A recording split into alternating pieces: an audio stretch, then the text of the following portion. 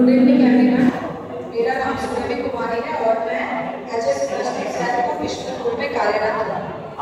मैं आप लोगों के सामने अपनी खुद की लिखी हुई एक छोटी सी कविता प्रस्तुत करने जा रही हूँ, जिसका भाव है हम जो आपस में आजकल बढ़ते जा रहे हैं, भले ही वो खून के रिश्ते हैं, हम लोग आपस में भाई बहन हैं, या ज़्यादातर भाई में जो जमीन और जायदाद को लेकर हमारे में झगड़े होते हैं, उससे रिलेटेड मैंने कुछ लिखा है जो मेरे मन में आया, जिसका शीर्षक है भूले बिसरे रिश्ते।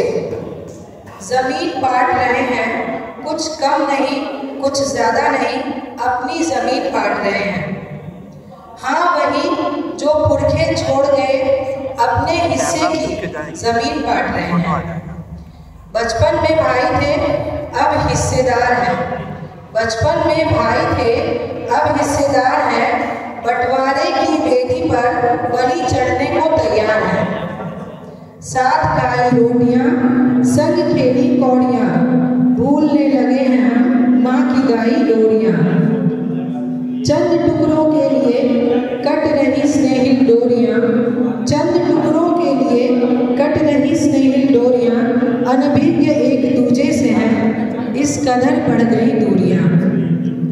सब धरा रह जाएगा, संग प्राण ही बस जाएगा।